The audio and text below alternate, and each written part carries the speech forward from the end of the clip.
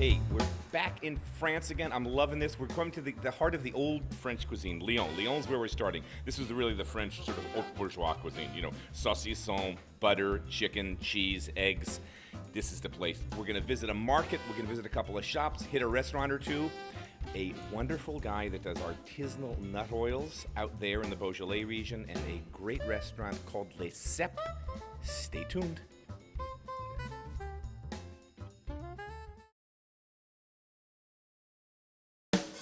You know, when I visit cities, I can't resist. We got to visit a market. I've got a couple of people with me that are going to show me around, but I love these markets, and Lyon has a beautiful one. Hey, let's walk around, see what's cooking. What are we looking at here, chef? Qu'est-ce que c'est ça? Pied de cochon, pané, la quenelle.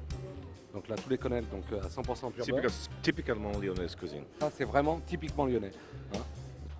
Lyon was one of the oldest, really historic culinary capitals of France, really before Paris. Lyon's a big trading town, lots of money. It's a very rich cuisine. It's the old-style cuisine. It's the cuisine of rich silk merchants and the people that worked for them. It's the cuisine of money and the people that work for the people with money. You think butter, you think cheese, you think great poultry, you certainly think saucisson, sausage, force meats, and the quenelle. The quenelle is that it's poached, it's made from a protein that's then mixed with eggs, a little bit of starch, turned into a three-sided shape, which is the quenelle shape, and then poached in something. Typical Lyonnaise cuisine, big, rich, hearty. Nothing to do with today's modern cuisine. This is big, strong stuff, lots of fat, lots of calories. Stays with you all day long. That's, you know, the Lyonnaise style. This poulet de Bresse is a very specific. You can see it says appellation d'origine, just like wine. It's controlled by the government. One of the reasons this poulet de Bresse is special is right before they slaughter it for a couple of weeks, they give it a very rich feed diet. So rich that it develops this really thick layer of fat between the skin and the meat, allowing you to roast it at high temperature, get an incredibly crisp skin. The fat helps to keep the breast moist, and the skin doesn't crack.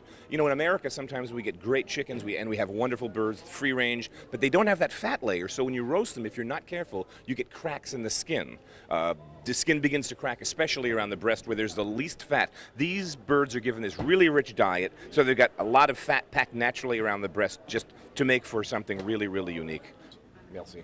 Oh, look at the size. Classic. Excusez-moi. This is huge. This is absolutely gorgeous. And again, you peel the stem, keep the top. We saw these, I mean, everyone in America uses these, and the smell, that's just outstanding. And it concentrates with flavor. So this can be grilled, sauteed, brushed with olive oil, roast, poached in butter. I mean, I've seen a million things done with these, but the flavor is unmistakable. There's nothing like a great fresh cèpe. Beautiful. Thank you, thank you. Merci. Thank you. All right, markets are great. Got to visit a bakery. Got to visit a chocolatier. This is France, and this is Lyon. This city is known for these. So we're going to hit a bakery and a chocolatier. Pear tarts, artisanal breads. Man, I could move here tomorrow. It's a baker's life. He starts at midnight, and he ends at 9 in the morning. Oh, that's beautiful. Hot. Voilà, still warm. Voilà. Voilà. Donc ça, il nous fait la dernière fournée pour nous, spécialement. Pour qu'on ait toujours un pain de qualité. Oh, this is beautiful. Pain d'épices et abricots. Apricots and spice bread, pain d'épices. Beautiful.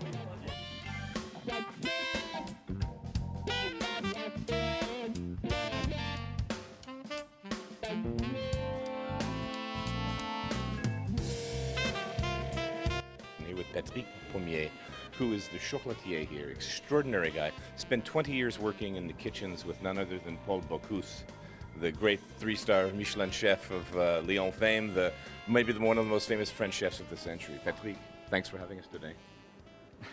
Hey, that was good.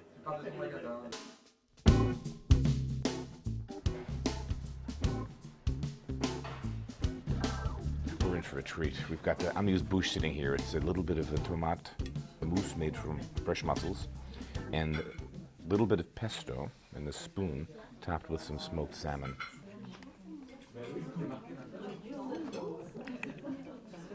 It's great.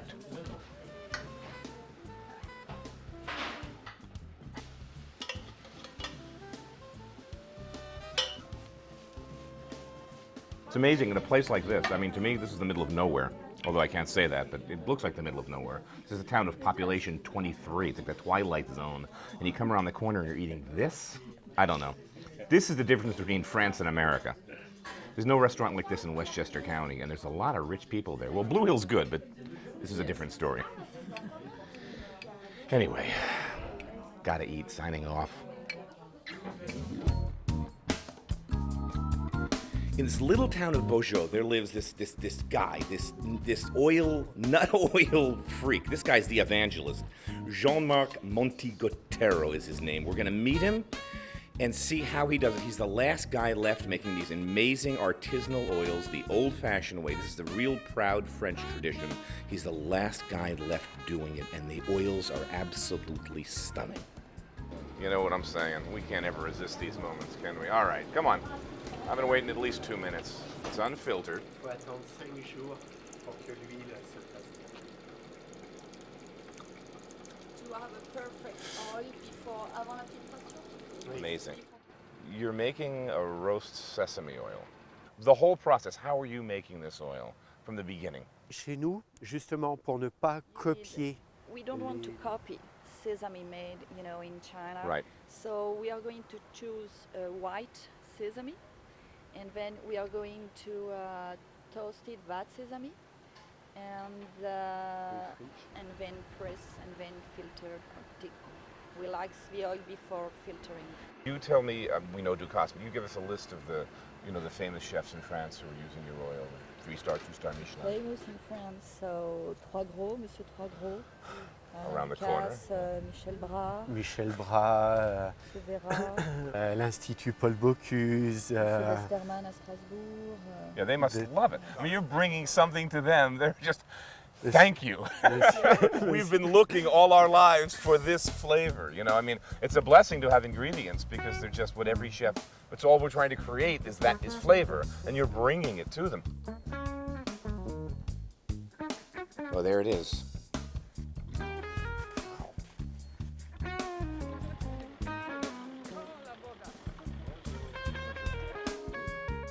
We're here in the little tiny town of Fleury, the northern end of Beaujolais, just south of Burgundy, to visit a wonderful little restaurant. This is a woman I've wanted to meet for years. She's crazy in a great way. Chantal Chagny is her name.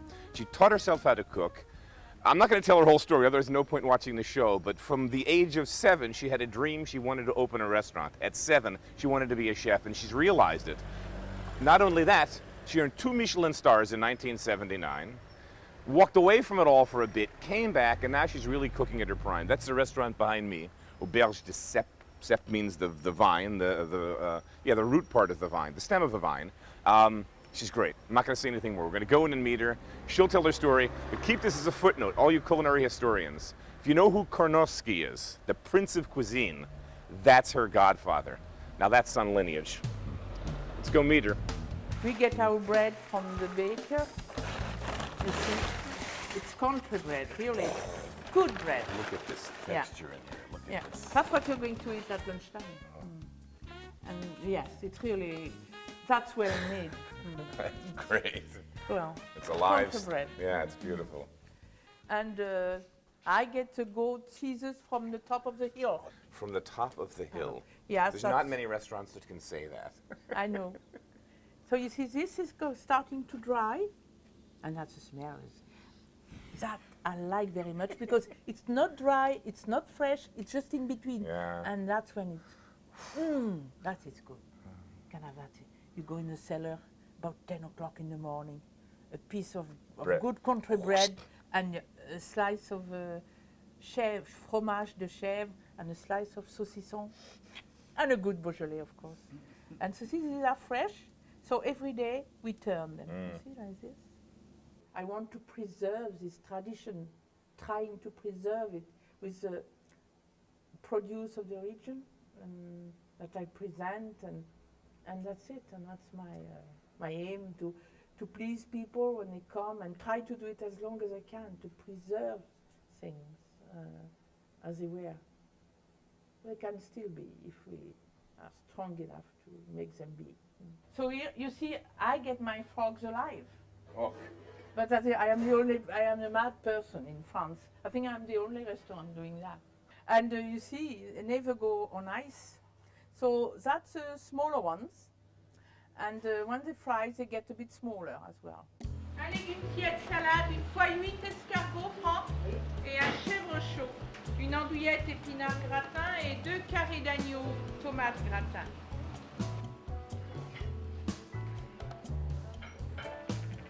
I haven't ordered anything. I've let the chef. We're in her hands. I like it that way. This is the first course, very simple. Little soup of broccoli. In season, little oil drizzled on the top. And guess what? Tastes like broccoli. It's what it's supposed to be.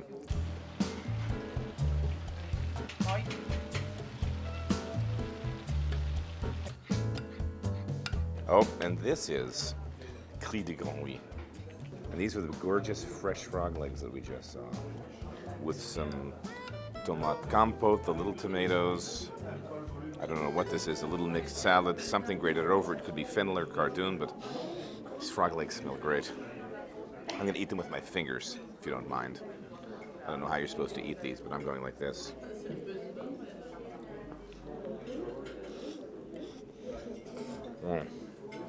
Garlic, parsley, and butter.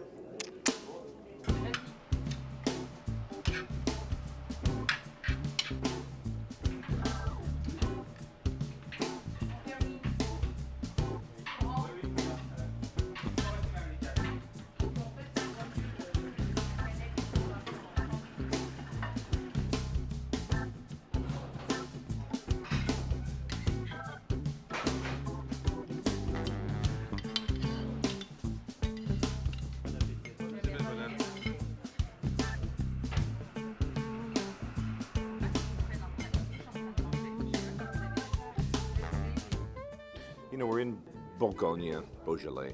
This is where these snails come from in France historically. Do you know how America has cattle farms? The Romans farmed snails. They cultivated them, they grew them like we grow cattle, and then they ate them. This is a long history.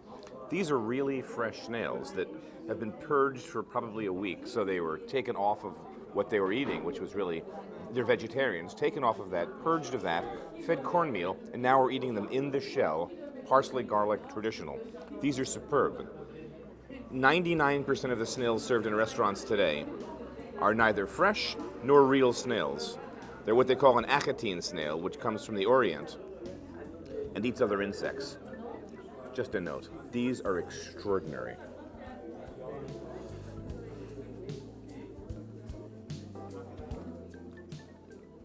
Tender like a little clam, really flavorful, dredged in butter, garlic, and parsley. I mean, it's heaven. And then when you eat a canned snail, it's why bother, you know? Just don't bother. I hate to say it, but next time you go to a restaurant, ask them if the snails were fresh. Then have them. If they're not, skip them and go on to something else. This is amazing. Voila. Good. So you see that's the right consistency for it.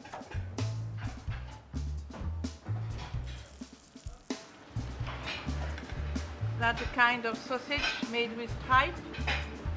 And with that we serve the spinach.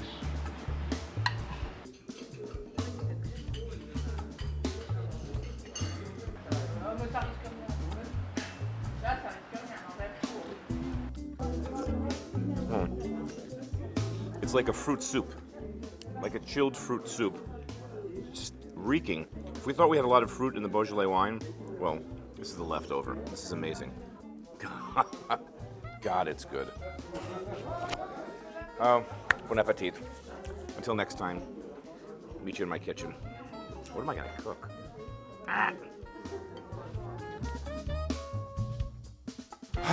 That was some trip. That was a gas. Love that part of France. It was beautiful. So now I got to cook. I'm in the New York showroom. This is the Viking showroom. My kitchen, I'm kind of thinking of remodeling it. So we're shooting in New York temporarily. That's why it's so fancy. This is sweet. All Viking stuff, kind of tweaked out, marble. I'm loving this. I can get used to this. Lose the white formica. So we saw Chantal Chagny at Restaurant Le Cep in Fleury. Great chef. I loved her stuff. Really simple, ingredient-driven food. Kind of stuff I love. And then we visited Jean-Marc in Beaujolais, where he was making that style. He's like the last artisanal oil maker left. You saw what he does. every week, it's a different oil. Brings in the seeds from around the planet, the best he can get, roasts them there by hand, grinds them in that old grinder, gets the oil extraction. So I thought, let's combine those two things. We're gonna employ his oils in this show for flavoring, and this very simple style of French country cooking. I'm not gonna do what Chantal was doing. It's just, we had one of the best meals I've had in years at that restaurant. We sat down 5-6 courses, eel, frog legs, real snails, just phenomenal stuff. But which got me to thinking, okay, fish, we're gonna do fish. Where they are, you do sweetwater fish mostly, because there's lakes and streams nearby, but I don't know, we couldn't find any sweetwater fish. We're living by the Atlantic Ocean, and I'm not crazy about trout and stuff. Ugh, tastes like, nothing, especially by the time we get it. But I thought, let's get a really nice, delicate fish. So we've got lemon sole here, beautiful, real delicate fillet. I'm going to cut these in small pieces. When I was a young kid working in restaurants, there was a dish we used to do, and we used to call it goujonettes. A goujon is a little fish, freshwater fish in France. A goujonette means we would cut bigger fish into little sections so they looked like goujon. Goujonette means small goujon. So we're going to do that. We're going to do little flour, little milk, little flour, salt, pepper, simple. We're going to finish it with a little bit of this virgin pecan oil, just a drizzle. Delicious with simple fish. Gonna love it. Dandelion greens in season now. I love dandelion greens. Probably add some carrots, some garlic to sweeten it up a little bit. Saute them down. A little bit of walnut oil with the dandelion greens. And that's going to be the dish. We're going to fourth and long. We're not going to no starch, because I don't know. I would probably do fork mashed potatoes in my house for this, and then maybe a little of his peanut oil would be perfect with that, or another kind of a nutted oil. But we're not going to do a starch. So just real simple. Figure there's going to be bread on the side with this. You'll have to imagine that. I guess we'll start with the dandelions, because this fish is going to take no time to cook at all. So the usual. Why am I putting carrots in here? I don't know, because they look good, they're pretty, and they're sweet, and dandelions are a little bit bitter to most people's taste. So I'm just going to get a whole nice big peeled organic horse carrot and cut it like we always do. Nice and small, because it has to cook quickly. And this is good, it's got vitamins and blah, blah, blah, blah, blah. And it tastes good with dandelions because it's sweet. We'll add a little bit of onion to the mix. And again, small.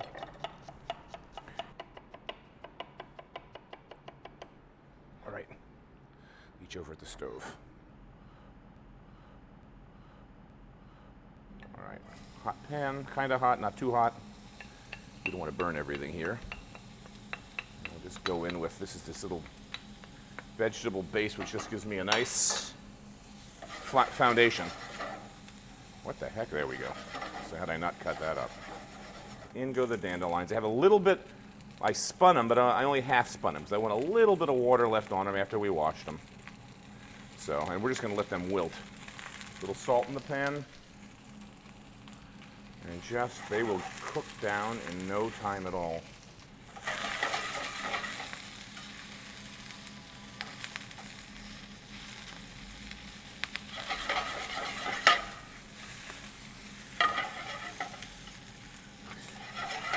All right, these guys are almost cooked, wilting down. You can eat dandelions raw as a salad, so there's no magic in here. All right, this is done. Perfection. We're just going to get it. Now I'm going to hit it with a little drizzle. This is this gorgeous stuff. Is absolutely dope. A couple of drops of this walnut oil. Absolutely insanely perfumey. And onto the side of my plate. We got a big plate. We're working with big plates today. I get emails from people saying, Mike, your plates are too small. All right, you want big plates? We've got big plates. Now we'll do the fish, and the fish takes no time. There's always a little piece of, just a little cartilage. I'm going to take this out of the center. And that gives me these two fillets. This fish is really small. We're just going to cut them into these little shapes. And these fish cook so fast. I mean, you're talking about a minute in a hot pan. No more. Fish is boned out already, so I don't have to worry about any pin bones. And we'll just cut this about like that. We'll season them. It's more than we needed, but hey, it's a party, right? A little bit of salt. Then we're going to go into milk. I've got a little bit of salt in this milk. I'm just going to put them all in. And the milk I'm putting just so it'll pick up the flour, you'll see. And we'll meet you at the stove for the next act. We'll do the fish in 2 batches, and I'm just going to start with a real neutral. I don't want to use butter. It's a real neutral oil here, so this is, you know, junk canola, saute oil. I don't want butter. I just want this to kind of be the fish itself. So we go milk, then a little flour, just to give it a little extra coating. So it's got a little body. And at the end, it's going to also pick up when I spritz the oil in this pan. This coating is going to pick up the oil nicely. I do chicken like this. I do white meats like this. Chicken, veal, sweetbreads, same way. Milk, flour. All right, into the pan.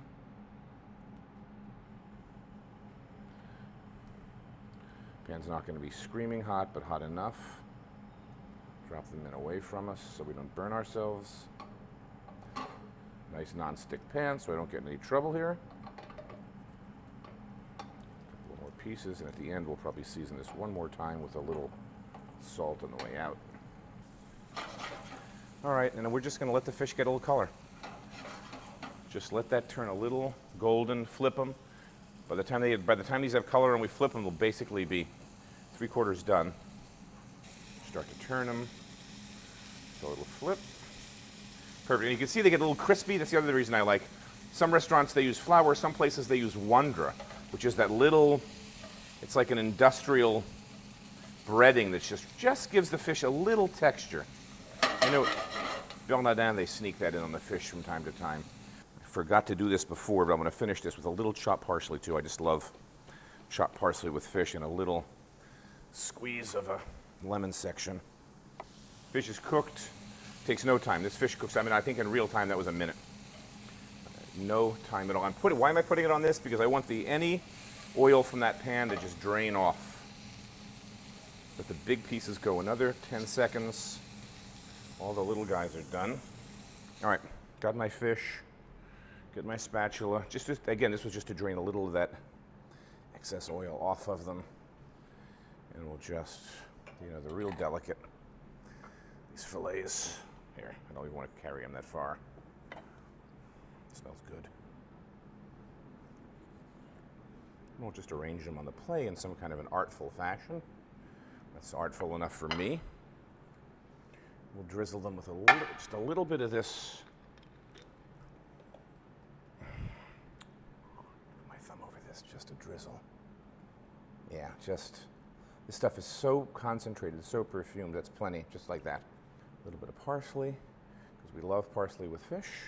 A couple of drops of lemon, because we just like lemon with fish too.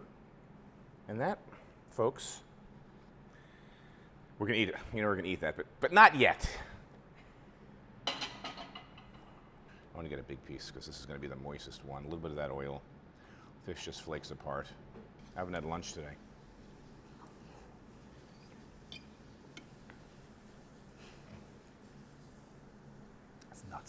So simple, it's so good. And simple equals good. Ingredients. We went to that restaurant, we spent a day in her kitchen, and I thought, as we were eating that meal, Kirk and I sat down filming. I don't know if we filmed the meal, I don't remember, but we're sitting down after filming for days, and I said, this meal's amazing. We're just flipping out. Frog legs, snails, we had a great soup to begin with. I think it was like a cream of broccoli with morels. And I said, everything in this meal comes from within a couple of miles of this restaurant. The snails, typical Burgundian snails. The eel that we had in red wine at the end, stream down the bottom of the hill. Eels live in that stream. Frogs, they're chopping around all the time outside. Everything in the meal came from man, that's cooking. That's how they eat. That's how the French, the Italians, the Spaniards, whatever's growing around there, that's how they've done it for centuries. And to me, that's still the way to go. You can't beat it. So, we bring it home and we use these fabulous oils, these great, great oils. And, local Atlantic fish, dandelions from who the heck knows where, I don't care, but absolutely simple at home. Fork mashed potatoes if you want, baguette if you want, if you're on the Atkins diet. The heck with you. You don't count, or you'd love this meal. Either way, but I don't know. I'm missing carbos with this meal. Anyway, until next time, let me eat this fish because I'm kind of drooling. I got that hungry look. Eat well often. See you in a week.